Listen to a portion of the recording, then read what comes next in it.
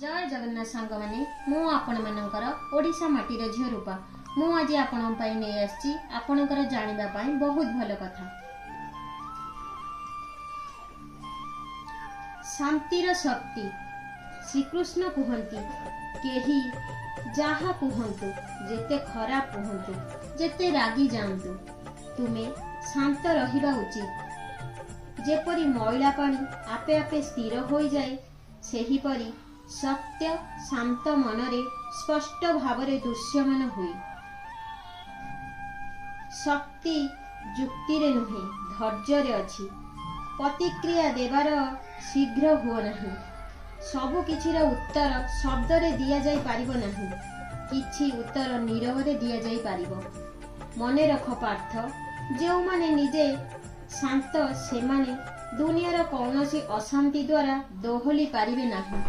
आपण मानक मो वीडियोटी केमती लागिला कमेंट माध्यम रे निश्चिंत जणाइबे। जय जगन्नाथ।